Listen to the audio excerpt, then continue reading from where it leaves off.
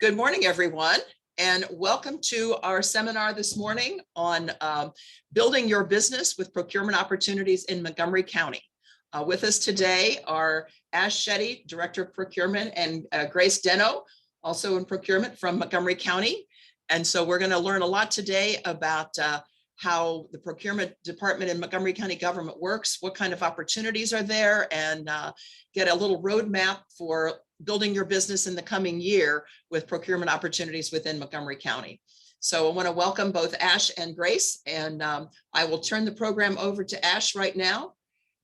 And so to lead us through the discussion. And I think Grace is going to run the slides. So thank you. Thank you. I'm going to start by quickly introducing myself, and in a way that I've actually never done before, but I think makes the most sense in terms of orienting people to what my role is. So my name is Ash Shetty. I am the Director of the Office of Procurement for Montgomery County government. That means my team is responsible for purchasing everything that Montgomery County government cannot either make or do for itself in the service of constituents and businesses. When you see those large ride-on buses around the county, those are procurements that go through my office. When you see the police cruisers, those are both the repairs, maintenance, as well as the purchase of those vehicles goes through the Office of Procurement. If you were to receive paperwork back from the county, the paper pins that held those papers together were procurements through the Office of Procurement. Now, that all said, a lot of people, when they meet me, assume that if you got a contract in Montgomery County, it is because you happen to be in possession of my business card. That is not how it works. In fact, my job is to manage the procurement process, its integrity, its transparency. But it is actually for that reason that I do not get to pick who gets a contract in Montgomery County.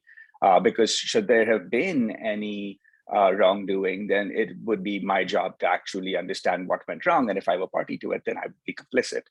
So for the most part, when it comes to procurements, we have what is called a qualification and selection committee that makes the determination of who the award has to go to.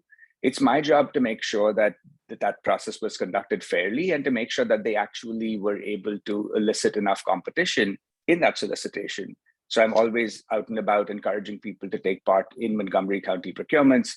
And I'm always encouraging people to tell me if they feel like they see something in the process that could be better.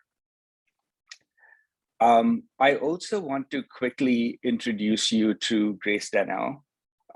Grace is my division chief for the Division of Business Relations and Compliance.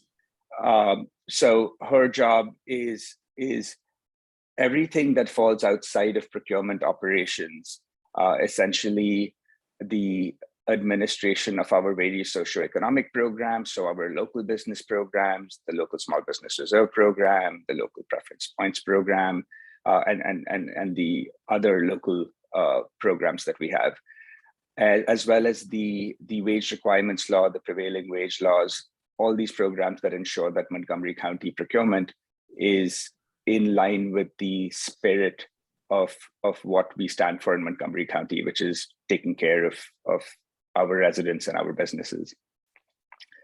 Grace's team hosts various, in fact, monthly open houses for the Office of Procurement. Obviously, the entire team participates, but it's her team that actually does the coordination and of putting those monthly events up and then recording them and making them available on our website.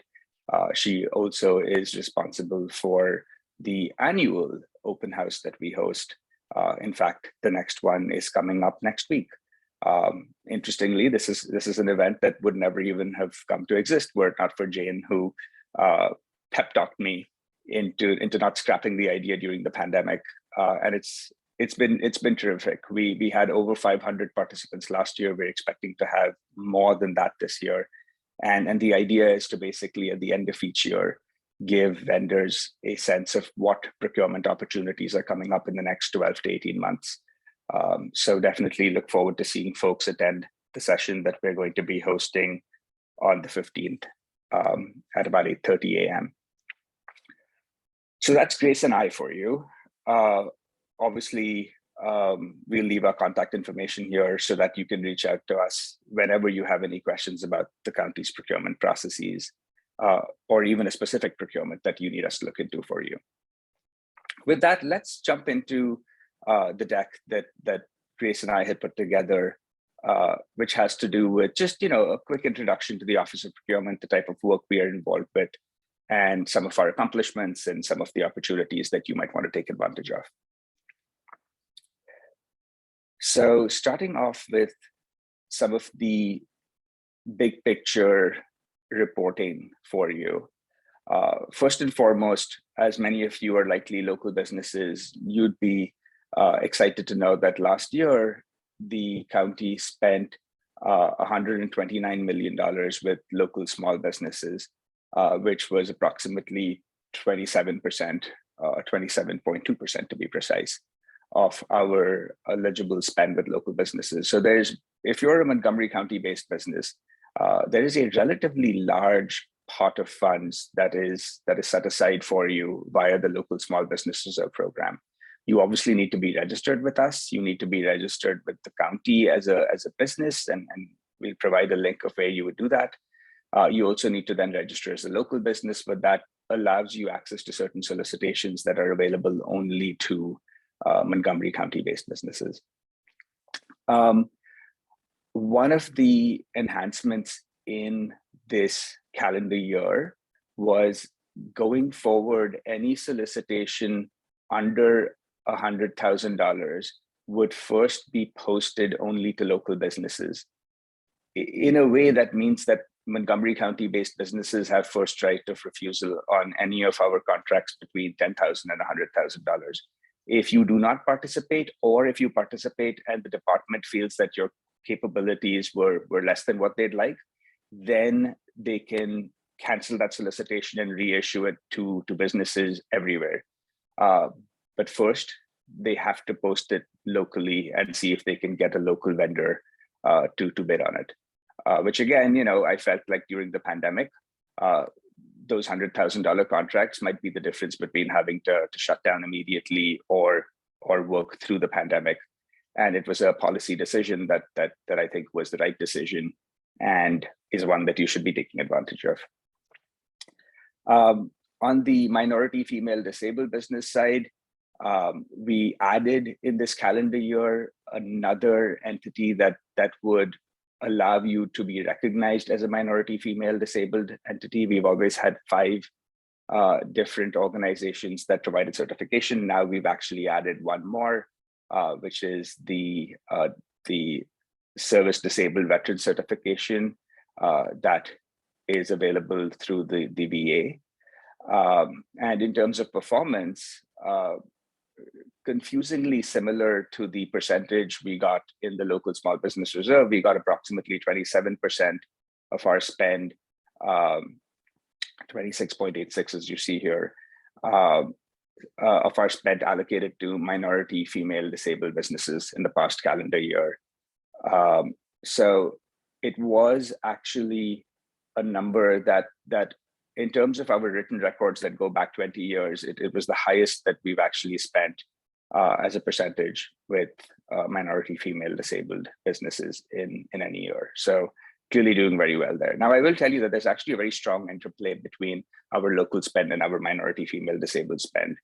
As you know, the diversity of Montgomery County is one of our biggest assets. It's what draws a lot of people, including myself, to call this county home.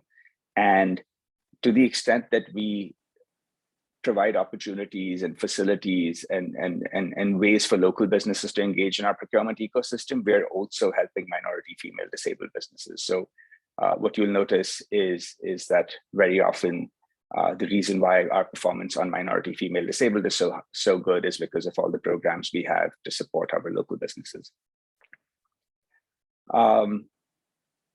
The number that I put below here is a number that actually wasn't captured in the county government prior to my starting here, which is the overall savings that the Office of Procurement was able to secure. As you can see, we've seen exponential growth in that number. The number that you see for the fiscal year 20 was actually more than double the year prior to that. And the number you see in 21 is almost more than three times the number you see in fiscal year 20. So we've just been working very hard to make sure that we can stretch taxpayer dollars as far as possible to provide those very essential services during the pandemic. And it's a number that may not be the most relevant to the vendor community, but many of you are also taxpayers here. And I just want you to know that we try to be good stewards of your taxpayer dollars. The big enhancement for FY23 is we're trying very hard to secure funding. We're currently using a University of Maryland student as a researcher for us to create a green procurement position in the county, somebody who basically makes sure that keeping in line with the president's agenda and the county executives for that matter, that we are taking climate change and the concerns, both frankly environmental and economic, that relate to it very seriously, and going forward are going to be as mindful of things like green procurement as we can be, just so that the county doesn't fall behind in this challenge that may very well shape the next generation. So more to come on that in that space. Now, the next couple of slides really just talk about the operations and compliance performance. So here are the different types of solicitations that you could participate in. You've got the invitation for bids, the request for proposals, and you've got the request for expression of interest. If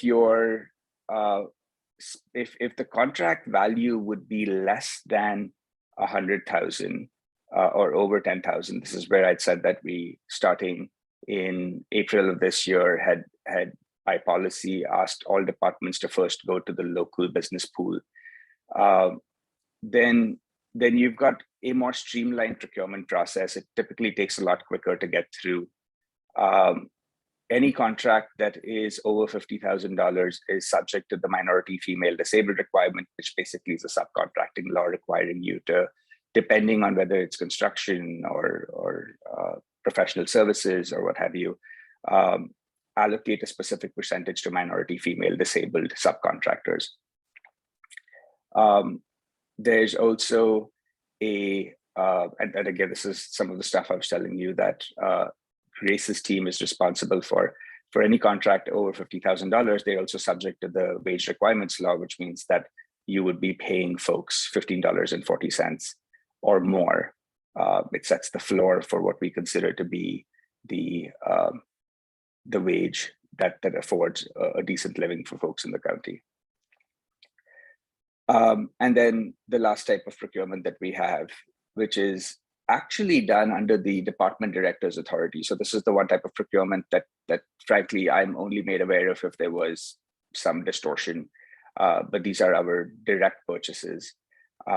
These are spent under $10,000. This doesn't mean that a department head could in a given calendar year buy the same thing 4 different times for $10,000 a clip. It just means that if they've got a quick purchase for under $10,000, they can make this entirely under their discretion, under their authority. It wouldn't come through my office. And to be honest with you, this is actually a pretty sizable chunk of change.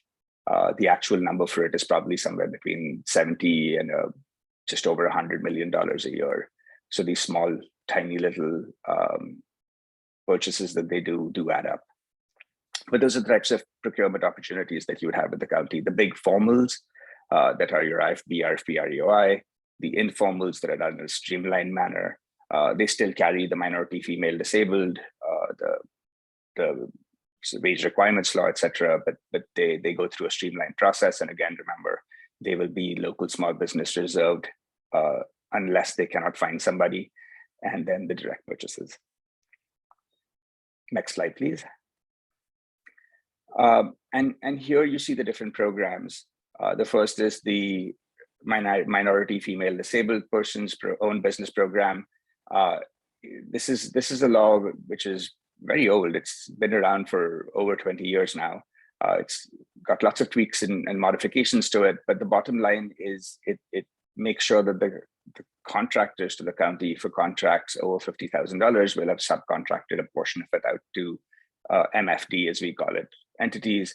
Again, we have previously had 5 different entities, MDOT, the SBA, WeBank, various different entities that we recognized certification for minority female disabled. We've also now added VA for the disabled veterans certification on there, service disabled veteran. There's the local small business reserve program. This is basically a set aside. Again, you'll recall about 27% of the eligible spend was spent with local businesses.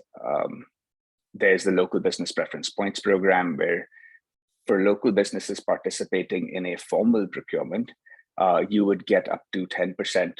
You would get 10% of the points associated with an RFP, or if you were the second highest bidder, but your bid was within 10% of the lowest bidder in an IFP, but the lowest bidder happened to be from out of the county, you would get that award. It's a 10% handicap, if you will, for being a Montgomery County-based business.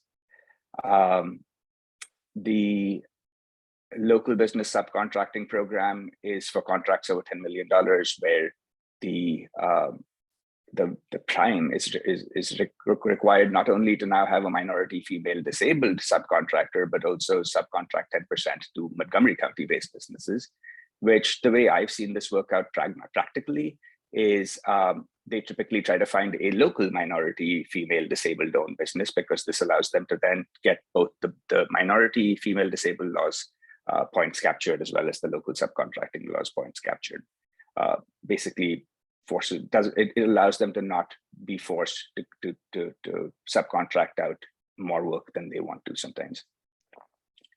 The wage requirements law, which I mentioned, sets the minimum wage on our contracts to $15.40, and then the prevailing wage law, which has to do with the construction contracts, where workers on site need to be paid based on the type of work they do, just ensuring that people get treated fairly when working on Montgomery County contracts.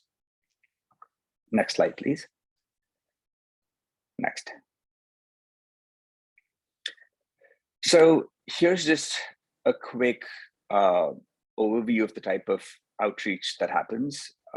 We're hosting the annual reverse trade show, or procurement bonanza, as some people call it. We're going to have the county executive as one of the speakers. We've got a new ACAO. So Jake Weissman is going to be another one of the speakers, and I'll be there first thing in the morning, welcoming you to this event. It is an opportunity to understand, to just get a forecast of what is coming down the pike. If you're interested in getting your ducks in a row, if you just want to get a sense of what is anticipated over the course of the next year, it's a great event to attend. We also added a projections section on the website, which gives you a sense of what the departments are thinking of buying. So there's just lots of ways to help you be prepared to take advantage of those procurement opportunities. But this event next week is definitely a good one and a big one. We host monthly open houses, as I mentioned, the third Wednesday of each month at 10 a.m. Unless I'm wrong, Grace, and you can correct me about the exact time. We participate in virtual events, although look forward to the days where these events are no longer just virtual and we can meet in person and make those connections. We have changed our website in the meantime to be extremely vendor-centric, to the point where we actually have a vendor resources section on there now. I'll readily admit that I actually scoured lots of other government entities' websites and stole best practices from them. So this wasn't all my brainchild, but it's definitely, I think, the accumulation of some of the best ideas out there. So we have these little TikTok videos now that teach you how to do things. If you're hesitant to register, you know what? There's a video that shows you how to do that. If you're wondering what an IFB is and how it's different than an RFP, there's a video that explains that. Just these little videos that you can take advantage of, and all on our website now. And we've also upgraded the newsletter that we send out every week to make it just more engaging and more helpful. And finally, we've obviously been working a lot harder on social media and increasing our outreach via every new mechanism available, including our own email signature lines at this point. We'll do whatever we can to get the word out to you. Next slide, please. So here are just some of the enhancements that I had mentioned. On the top left-hand side, you see the procurement tracker. This was completed not last year, but the year prior, but definitely was my baby. It's the ability to provide you with transparency on where a solicitation is in its life cycle. It's basically like what you might have heard about from a pizza company, where they tell you that your order has been received, your order is being prepared, it's now in the oven, it's on its way home to you. This just tells you, look, this is where the solicitation is, all the way to when a contract has been signed. The bottom left shows you one of the process maps that we've put on the website. And if you squint really hard or expand the page, what you'll notice is that not only does it tell you about each step in the process so that you understand what you're about to get yourself into when you participate in a county solicitation, it also tells you the amount of time each step is expected to take. Similar to the procurement tracker above it, it actually has color coding. So red means it's going behind schedule in the case of the tracker. Red means that it's a slightly lengthier process in the case of the process map. And finally, on the bottom right-hand side, you can see some of the videos that we've started to post on our website. And it's actually getting pretty crowded there at this point. I'm thinking we need like a Dewey Decimal System or something to start sorting those videos out for you. But all good resources and all good ideas, and I'm glad that they've been implemented. Next slide, please. So here are just some things that are intended to help you work with us. One of my hypotheses when I was being confirmed for this job now over 2.5 years ago was that if we simply made these processes less complex, if we simplified things, it would actually increase participation from the business community. We've always paid our bills on time, but the issue is the process that it takes to get involved with us sometimes requires people to have, or at least makes them feel like they need to have a dedicated staff to manage it. So my hypothesis was that if we simplify these processes, we will actually see a lot more participation from small businesses, from minority-owned businesses, from local businesses. And so here's some of the ideas that we had about it. First and foremost that you see here is the solicitation forecasting, what I call the projections. And basically what that does is it gives you a little table which you can sort and arrange in various different ways, basically telling you what solicitations the departments are likely to be engaged in during the calendar year. Again, if you're a large entity with folks who are available on the ready, then maybe you can manage it on the fly. When the solicitation gets advertised, you're ready to go on it. But if you're a smaller entity, then you can look at this forecast. You can pull the old contract up, or at least the old solicitation up. You can use that to start getting your paperwork in order even ahead of time, so that by the time the solicitation is advertised, you actually have at least a good framework of what you want to submit as your proposal. Again, in the spirit of making things easier, we also added a view scope button to our solicitations, which is what you see on the bottom left-hand side. Basically, in the olden days, that's about 3 years ago, if you were interested in the solicitation, you would download a 100-page document and you'd be looking for what work is involved. Now, by just clicking on a button, you could get a paragraph summary of what type of work the county is trying to get done. If you find that interesting, you can click on the view scope button and get a 5 to 8 page write-up on exactly what work the county is expecting to get done, or what services they're expecting to buy, or what commodities they're expecting to buy. And if you find that to be right in your wheelhouse, then you can download the full document and understand the requirements to participate in our solicitations. But again, the idea was to make it easy for you to browse the catalog of work available to you. And then likewise, in the spirit of efficiency, amidst the pandemic, we launched e-procurement in Montgomery County. Many of you who participated in our solicitations might have noticed that we now accept electronic submissions online.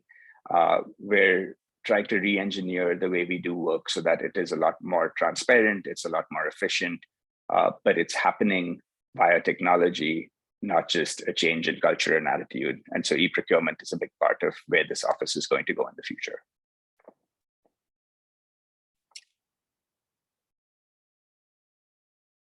So here you see some of the just the work that was done during the pandemic. I always want to talk about this because I feel like people see us as this very sort of, single dimensioned entity, but in reality, we're involved obviously in making sure that we have a fair and transparent procurement process that gets the most value for taxpayers. But at the same time, when there is an emergency like the pandemic, we definitely switch things up. We have to sort of walk and chew gum at the same time.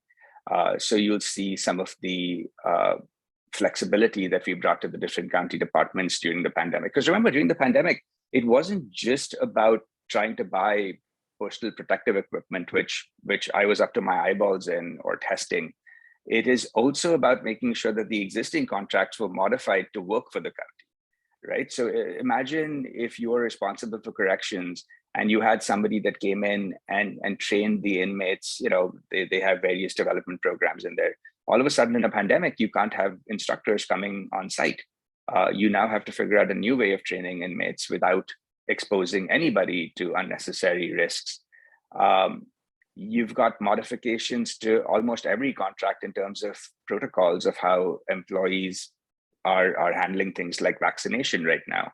And all of that becomes part of our responsibility, in addition to maintaining the services that are needed because of the emergency. So one of the creative things that my office did, I'm sorry, let's stick in the order here. So the second bullet talks about sourcing PPE for the procurement for the pandemic, which I to this day receive random spam calls on my personal cell phone now, because at that time I was calling vendors from my personal cell phone trying to get things done. It's an occupational hazard and a lesson learned, I guess. But one of my favorite stories from the pandemic, a bright spot during it, if you will, was the CPAP donation drive. At that time, we didn't know whether we would have enough ventilators in the county to meet our needs. And then there were these horror stories coming from not just other countries like Italy, but even New York City, where they had to prioritize who would be put on a ventilator and who would, frankly, just go without it. And in anticipation of that dark day coming to the county, folks on my team worked with a few retirement communities in the county to gather up old, no longer in use CPAP machines. We created these drop-off locations at churches and whatnot. We worked with the Department of General Services to round these pieces of equipment up. We boxed them up and we delivered them to all the big hospitals in the county.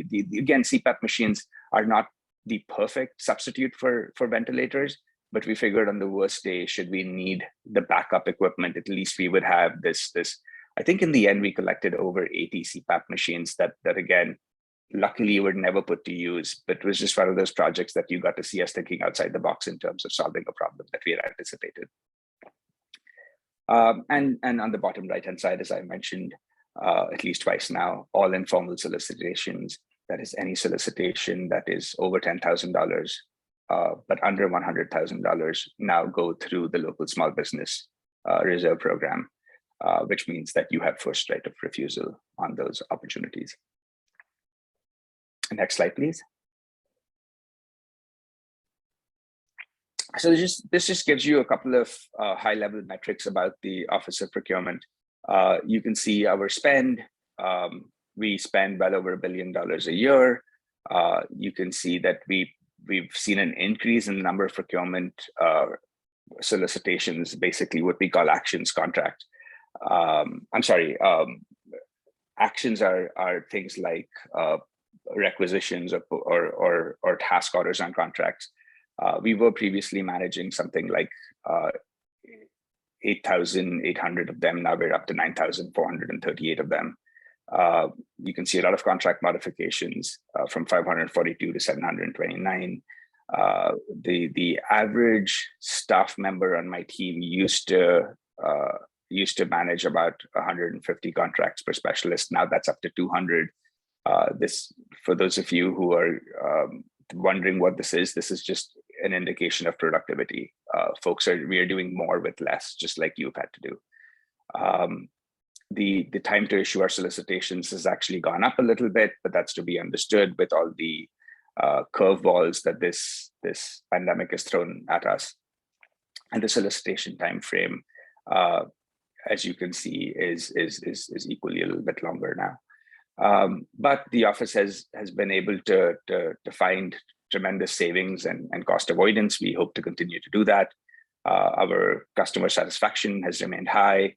The workflow, which is because of, again, digitizing the function, has gotten more streamlined, has allowed for us to maintain telework.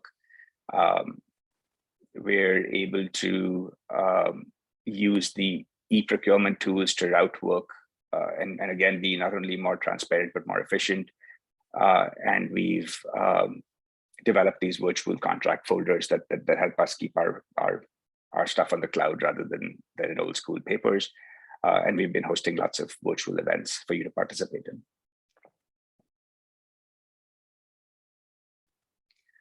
This last slide, I won't spend too much time on it. This is really just me bragging a little bit.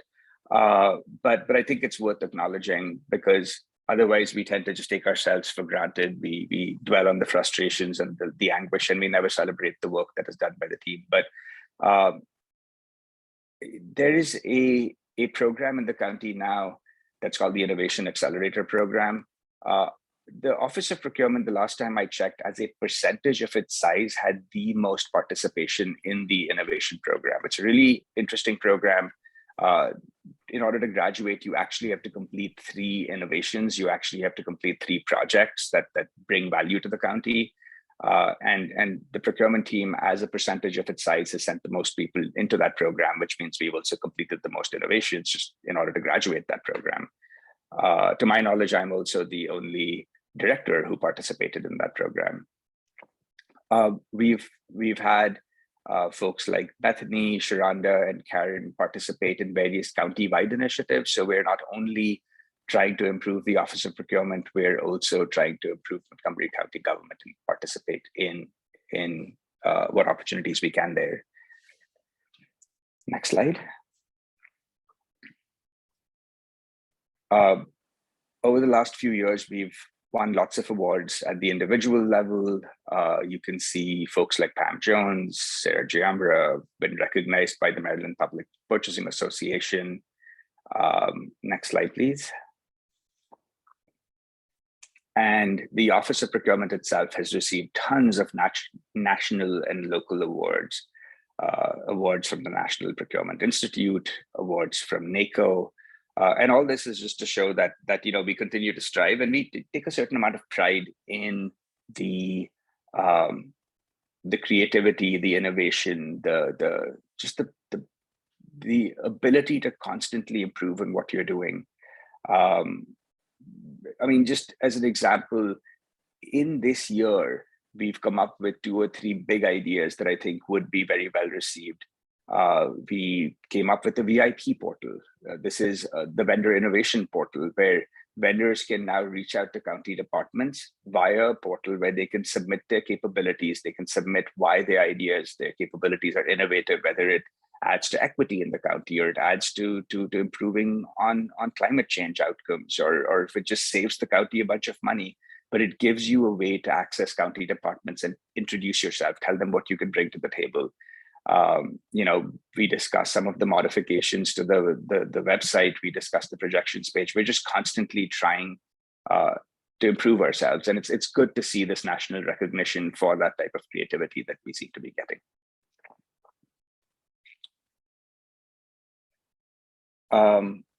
this next section basically is how you can engage with us. Here are some of the resources that you need to have at your fingertips. Frankly, if you just took a screenshot of one page, this is the page that I would recommend. This is your directory, if you will. The procurement website is an important page because this is where you will see almost everything that we've discussed so far, from links to the projections, to the link to the solicitation tracker, to the link to the solicitations. They're all available off of our website. And that's montgomerycountymd.gov/pro. You can also go to the county government's website and search for procurement, and you'll find us that way. The vendor registration system, mcipcc.net, is the first thing you should do if you want to start doing business with Montgomery County government. If you're not registered, then we will ask that you register before we can bring you under contract. That registration system also allows us to alert you when there are solicitations upcoming in your sphere of business. So it's a good way to make sure that we keep you in mind. And the best part is that it's not only Montgomery County government that leverages it. Even though my office pays for it, it actually is used by the HOC, by Parks and Planning, by Montgomery College, by MCPS. So it's just a great place to have registered because there's a lot of people there. Even some of the primes, when they're looking for like subcontractors, will go looking there. So definitely please register on the central vendor registration system. There's a link to some of our vendor resources off of the website. There's the projections page, again, off of the website.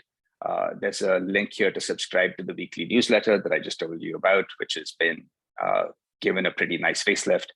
And then lastly, there's the link to the monthly virtual open houses, third Wednesday of each month at 10 a.m. But just a good list of resources you can take advantage of on this page. Here's the contact information for the various folks on my team. If you have a question or concern about the local business program, Michael Brown is the person to reach. That's his direct phone number and email address. If you have any questions about the minority female disabled program, Alvin Boss is the person that you would contact. And Grace, who's on this call with me, has her information is available here as well. My information is actually available on the website. It's ash.shetty@montgomerycountygovernment.gov.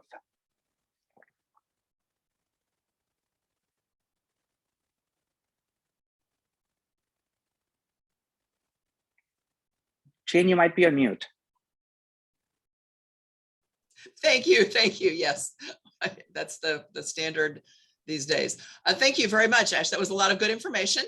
And I think that now we have a good understanding of the process and how the department works and some of the changes you've made. I'm going to open it up for questions to our attendees this morning. Does anybody have any questions? If you do, just please either raise your hand electronically or raise your hand as I see you. Depends on whether you're on video or not, and we'll get them answered. Tom? Thank you. Very good presentation. And Ash, the county has been served well under your leadership. You really organize things a lot better than they were before. Thank you. I did want to ask a question, but it's about a specific contract. So I'll just alert Grace. I'm going to circle back to you after today's session and ask you a question about that 1099208 contract. I don't want to bore the rest of the team with that dialogue. So that's all I had, Jane. Thank you. Okay, thank you, Tom. Any comments, any questions from any of our other participants this morning? Okay.